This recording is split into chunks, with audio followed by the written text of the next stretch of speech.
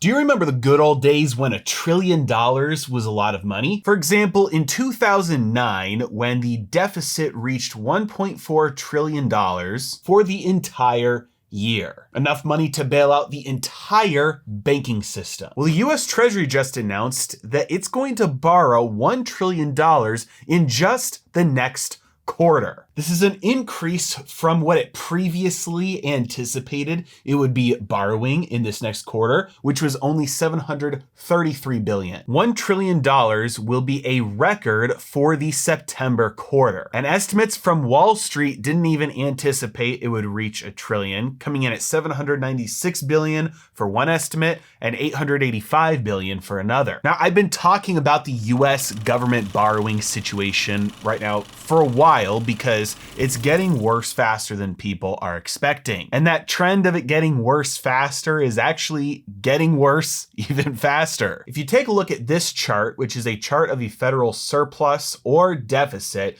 you can see if the blue line is near the black line, that means the federal government is spending right about the same amount it's bringing in taxes. Anytime the blue line is above the black line, like in 2000, that means the government ran a surplus. It had more tax revenue than it spent. But obviously the US government usually spends a lot more than it brings in, or I should say, than it takes in taxes. So to make up that difference, it has to borrow. Over the last 23 years, we see the trend of the amount the government having to borrow getting worse and worse. Ever since the early 80s, this has not really been an issue because interest rates have been decreasing. Imagine you have $100,000 worth of debt at a 10% interest rate. But over time, interest rates go down to, let's say, 5%. You could afford to get maybe $200,000 worth of debt, and maybe your total monthly payment wouldn't change.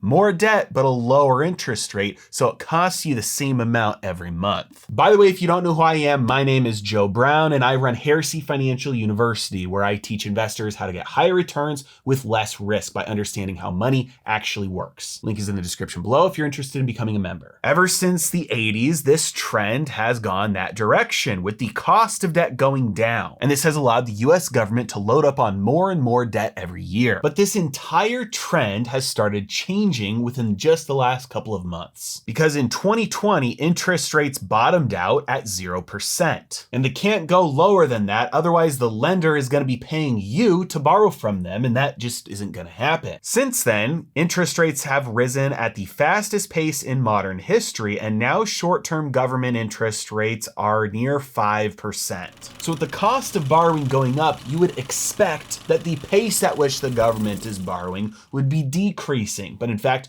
the opposite is happening for a couple of reasons. One reason is because the US government is borrowing more in order to have a larger cash balance in their checking account. This chart that you're looking at right now is called the Treasury General Account, and it is essentially the checking account of the US government. When they take money from taxes or when they borrow money, it goes into the Treasury General Account, and then anytime they spend money to a military contractor or to a Social Security paycheck or to line a politician's pocket, it comes out of this account. This account peaked in July of 2020 at about $1.8 trillion and briefly dipped below $100 billion just a couple of times since then, anytime there was a debt ceiling debate in Congress. After the last debt ceiling issue was resolved, they decided they were going to refill their checking account back up to the levels it was at before. But the amount that they decided to refill this account up to just increased up to $650 billion.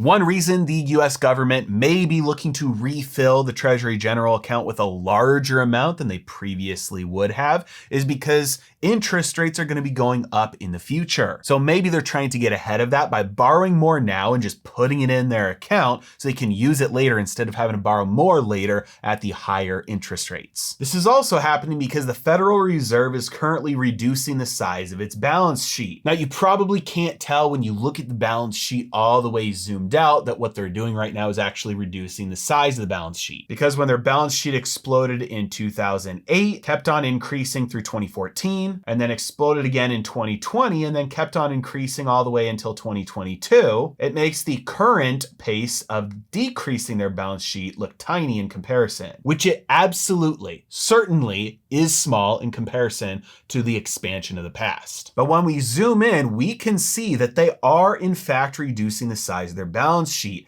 And even the bailout of the banks in March did not stop them from continuing to decrease their balance sheet. So what does this have to do with government borrowing? Well, when the government borrows money, logically, they have to borrow that money from somebody. Most of the time, they're borrowing these dollars from financial institutions like banks. If at that time the Federal Reserve is expanding its balance sheet, that means what the Fed is doing is printing money, creating it out of nothing, and using those new dollars to buy government debt from a bank. And then when the Fed buys that government debt from a bank, now the government owes the Fed that money instead of the bank that money. What the bank may then do is the bank may take their brand new cash and they might turn around and loan it back out to the US government once again. Essentially, the banks operate as the middleman between the Federal Reserve printing money and the government borrowing that newly printed money. So that's how it works when the Federal Reserve's balance sheet is expanding. That's how it was working throughout all of 2020, 2021 until April of 2022. But what is happening when the Federal Reserve's balance sheet is declining as it is right now? Essentially, they're letting some of that debt get paid off because it's debt. And so as that debt matures, it gets paid off and those dollars go from the federal government back to the Federal Reserve. The Fed already prints all the money they need for all their expenses. And so anytime dollars get repaid to the Fed, they just cease to be in existence. They're destroyed. So the Federal Reserve's balance sheet goes from this size, and then some of that debt gets paid off, so it shrinks down to this size. The net result on the system is that there are just less dollars in circulation. It also means that the federal government can't rely on the Federal Reserve for that same amount of debt. And here's why that's an issue. Remember this chart. This is the federal government's deficit. That's the amount that it has to borrow in excess of what it takes in taxes for all of the spending it's going to be doing. Some of the spending goes to military contractors, some of it goes to politicians' paychecks, some of it goes to Medicare, Social Security, and some of it goes to repay the old debt that is due. So for a good chunk of the government's money that it's borrowing and spending, the only thing that it's doing is swiping a credit card on an old credit card's bill. It's borrowing new debt to pay off the old debt. So every dollar that the Federal Reserve's balance sheet declines by is another dollar that the federal government has to borrow from someone else, which means that the current trend, based on historical deficit seasonal trends, we're going to see a $1.8 trillion deficit, which, as you'll note, is an increase from 2022 at a time when the economy is supposedly recovering. If things are getting better, why is the deficit getting worse? On top of that, if we take a look at what kind of debt the US government is borrowing, we see that the Treasury just announced a $102 billion wave of Treasury bond sales at the longer end of the curve. You see, recently, mostly the US government has been borrowing at the short end of the curve, meaning they've been borrowing debt that matures in a month or 6 months or a year or 2 years. But the government has the ability to borrow all the way out to 30 years. They just haven't been borrowing at this long end of the curve recently. But that's going to change now with the recently announced $102 billion debt issuance. This is all contributing to a massive spike in the interest payments on the US government's debt, with $970 billion dedicated just to paying the interest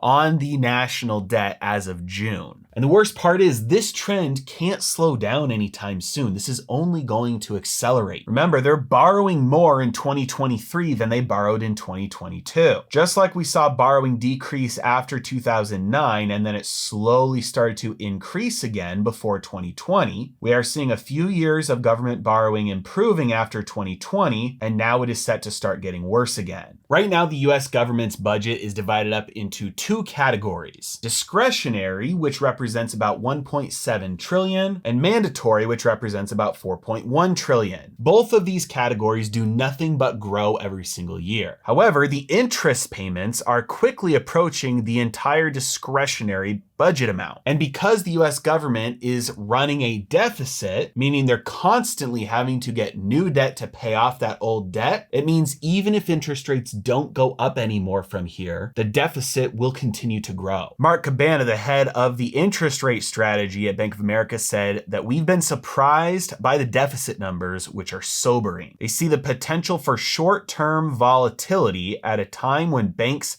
have diminished appetites for market making. Essentially, there's not that much cash left in the system. We can probably continue on this trend for 1, 2, maybe 3 more years before the government will be forced to borrow so much that there's just not enough money in the system for them to borrow. At that point, we can go one of 2 directions. There's only these 2 choices. Either the Federal Reserve will start expanding its balance sheet once again, and the current peak of just under $9 trillion will look like child's play in retrospect. If the Federal Reserve is forced to start to monetize the US government's debt, then we could see their balance sheet balloon by $2, $3, $4 trillion every single year. Essentially, we'd enter into an inflationary financing period where the debt ceases to be real. Essentially, the government would use the Fed to print for all of its expenses. Inflation will shoot through the roof, it will destroy the value of debt, and in so doing will also destroy the value of the dollar. That is one long-term outcome. The second outcome that is possible is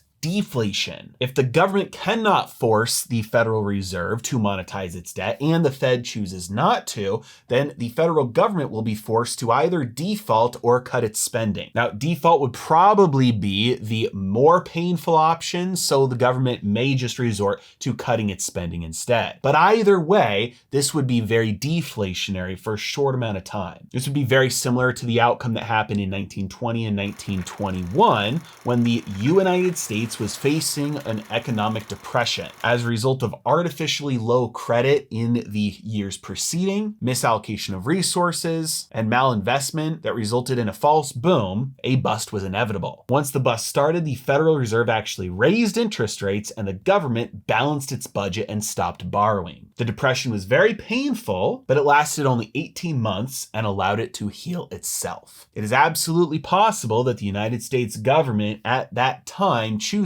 to cut back its spending, not default, and resolve things honestly. But either way, through default or austerity, deflation is a potential outcome. Looking back throughout history, especially recent history in the United States, if you are a betting person, I'm sure you will probably come to the same conclusion as me if you're trying to figure out what is the more likely outcome. Will the government choose the option that is more painful now and healthier long term? Or will they choose the politically expedient route that feels good now, even though it makes things much worse later? I think you know which way I'm leaning. Now, obviously, inflationary periods and deflationary periods require very different investing approaches in order to make money and keep money. So for more, if you're interested in joining Heresy Financial University, becoming a member, link is in the description below. As always, thanks so much for watching. Have a great day.